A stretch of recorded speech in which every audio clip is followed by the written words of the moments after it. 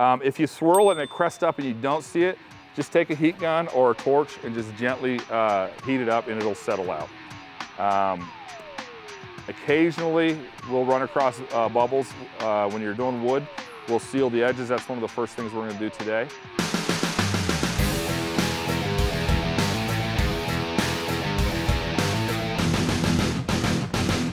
Is seal the edges, and it does take a little work, and you don't always get it. Like the more gnarly it is, the stuff we really like for river tables, that real wormed out, eaten, just nasty stuff, sometimes can be tough to seal, and if you miss a little spot, it will bubble. It's okay. You know, and the best thing I've noticed is wait till the end, right when it's that crusty period, and then hit it again, even to the point where it's almost set up. Go ahead and pop it with your finger. It'll kind of leave that, and then just heat it up with a torch. With a little bit of patience, and don't hold it torch right on it so that you're cooking it, but you just kind of pass it over and warm it up. It's really, really forgiving stuff, and you're able to do it. So this particular one, let me tell you what I liked about it. This is a cheap piece of black walnut that I bought off the clearance shelf. I made, if you look over there, I made a couple samples there. You'll see some test pours. I was trying to see what it looked like with different levels, pouring different colors and how it would look. And you can take a look at this. So this was like 80 bucks. I got 3 things out of it. I went the dark. The wood, it's just kind of beat up. It's been sitting in the warehouse, that kind of stuff. I like the black. I like I went with the gold metallic in this, and a coffee to get that. What I don't like is I had done some white spray paint in here that you see, and to me it just looked like scuff marks. So I didn't love it, but this is my first one I did, so I keep it around so people can see what you can do with it. It holds up, it's strong, it's firm. If you were to grab this and you were to buy it, you're like, this is a real piece of furniture. It's not something that came from IKEA. Like that's what when people come in, they feel it. They're like, hey, this is the real deal, right? There's so much manufactured stuff or just particle wood out there. So, and depending on the type of wood you're using, it can be beneficial as well. So if you're using a redwood or something like that, the redwood will drink the epoxy in and turns this real pretty blood red color. It's really awesome. This is a spalted maple round. I've gotten into the process. I used a oxidizing finish on this.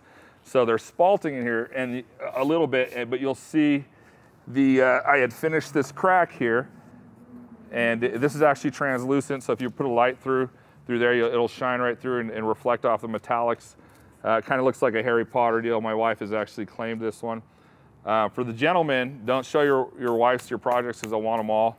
That dining room table and 2 others over here she has dibs on. We only have 1 dining room, so it becomes an issue because she has to pick one, right? And then I use an oxidizing agent on this, so as it times, all these little features, which I like personally, and is these dark spots will continue to darken over time and get like a rich feel. Once again, this is nice and heavy. If you guys have seen, I'm having a hard time coming up with the base I want for this one. I originally had that walnut base there with the bag designed for this. When I put the 2 on, it just didn't look good to me, right? I think we're gonna go with this. This is just black iron. You can buy it anywhere. I went 2-inch, so it costs a little bit more because it's bigger. Piece it up, I've just got to level it out. I just painted this with a Rust-Oleum metallic to get it that color. And I think I like the look of it. I like the look of metal and wood together. Some people absolutely hate it. If you hate it, that's okay. If you love it, awesome. But for me, the hardest thing is matching the base and the top because I don't want one to overshadow the other. Go with that stump right around. I know, but then you get the stump and you're like, it's not the right one, and then you got to finish it out. It's just picky. So this is actually a pretty nice piece once it's finished out. I don't want it to be overshadowed. I want that to be the centerpiece. Same with this. This is a twin sister, just broke in the kiln process. That's a little black walnut one. It'll look a lot like this when it's done. And that's just for my office right here, so we can have around. Wood aged a certain length, dry in for a certain length to do it, or? That's a good question. So when you're doing furniture, you want to be, I like to say below 8%. All the stuff I get, I have kiln dried down to 6%. So if you live in a humid spot, make sure that you're stabilizing your wood. If it's a large piece, and we'll show you how to do that with a piece of steel or whatever, and make sure that you're sealing it on the top and bottom with the finish. The wood will continue to move if you've worked with woods, particularly in a humid or a moist area. It'll, you know, the last thing you want is to put your name on something and sell it to somebody and have it cup, twist, bow, you know, then it's a worthless piece of furniture. Fortunately, I live here in the West, and especially here in Las Vegas. We stay very, very dry, so I don't have any issues. I know we've got Florida and some other pieces. I still on like tables and stuff still take those precautions just because How do you seal it? it's my name. How do you seal it if you're in a humid? Just use epoxy, just epoxy on the bottom. So you'd use a countertop epoxy. You'd finish it off.